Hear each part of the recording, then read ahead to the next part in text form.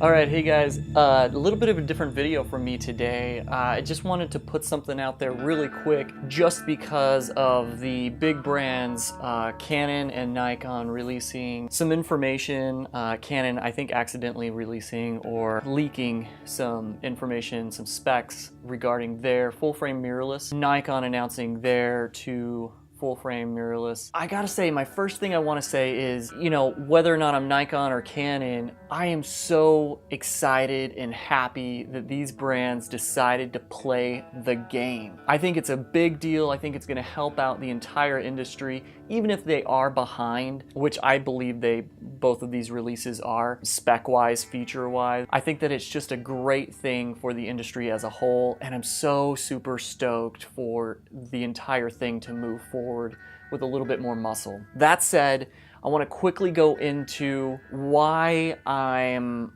happy, why I'm sad, why I'm confused. So let me start off with what I believe is more solid released information coming from the Nikon side, and that is a couple of bodies, the Z6 and 7, and their specs, which are pretty in line with Sony right now with the A7 III. Same price point with the Z6, about $2,000 for just the body, and very similar features. And so here are the specs that I was excited about when this was announced. No crop with 4K, 1080 120, in-body stabilization, and better video autofocus.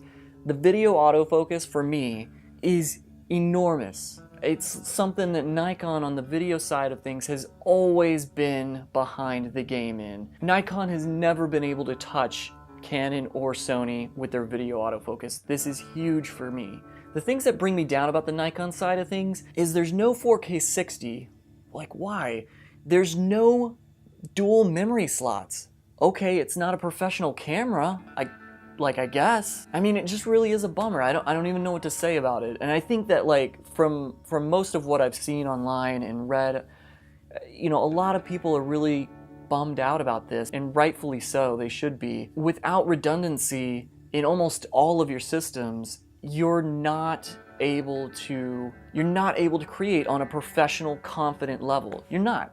Let me switch over to the Canon side. Talk about the things that I'm happy about and the things that I'm sad or confused about. Things I'm happy for right now, a new mount. Just like Nikon, they announced a new mount. It's like 1 millimeter smaller in diameter. It's at 54 millimeters.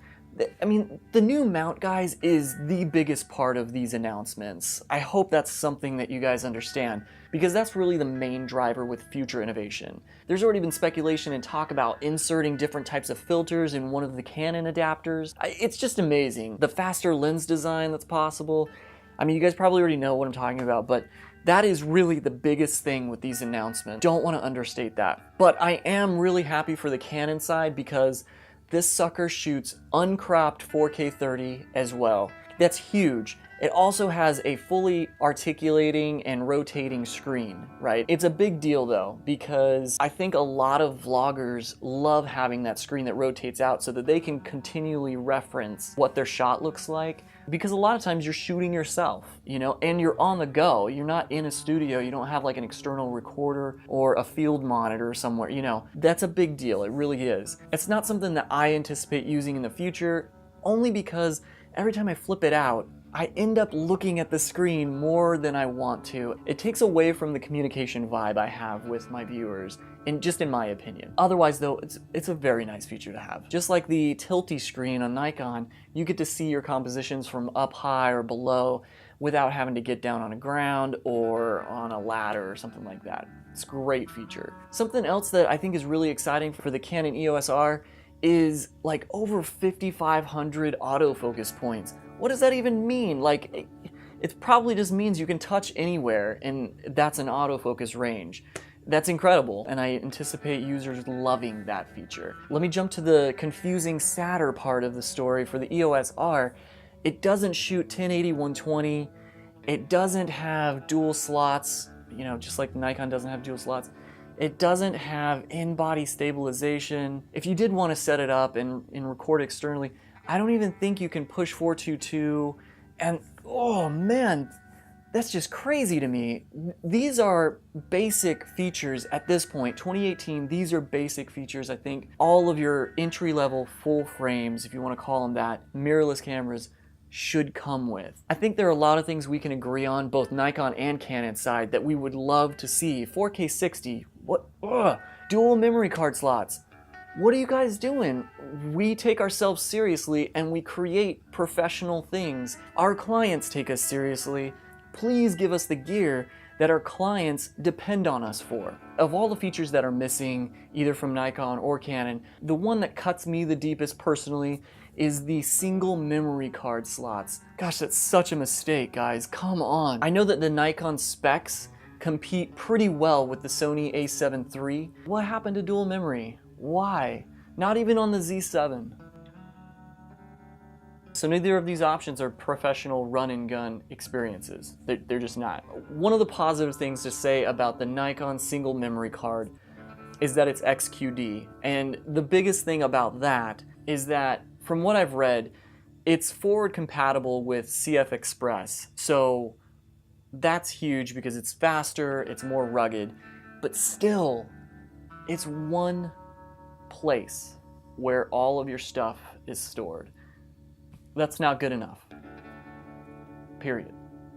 So for any of you guys interested, real quick, if I had to choose between the three, if I didn't have any glass, if I didn't have any investment, and I was just getting started, and let's just, for the sake of argument, let's just say the EOS R is $1,500. Let's say that's $1,500.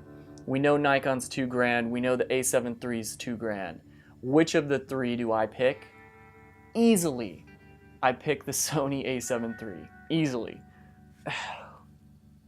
Now, are any of these cameras perfect cameras? No. Is there room to innovate? Yes. And I want to emphasize that the biggest thing, in my opinion, from these announcements are the new mounts. There's so much innovation there.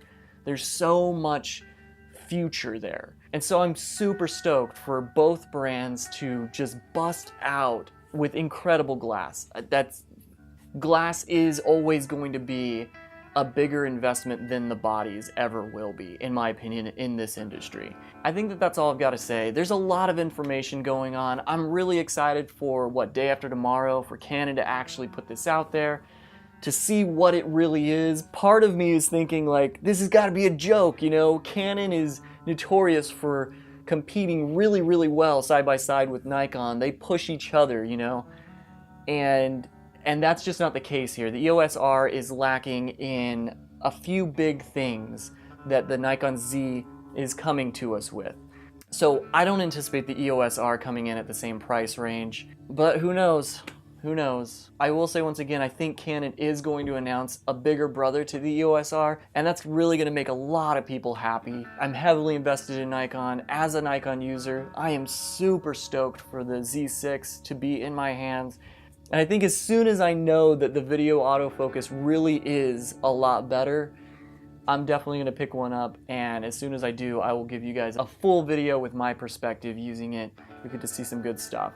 Thanks so much for watching, guys. I hope this helped. If it didn't help, I hope it was entertaining. Be happy. Freaking YouTube is so saturated with hatred and just depression and frustration. Guys, this is an exciting time. I'm super happy. Even for the Canon users, I'm super happy. There is innovation in the works. These two brands are now in the game. Let's do it, man. This is exciting. Anyway, thanks for watching. If you're new here, subscribe, please. Like, that's a thing that people do on YouTube when they like the content. They push the subscribe button. Otherwise, guys, I will see you on Saturday. Thank you so much again. You guys are awesome.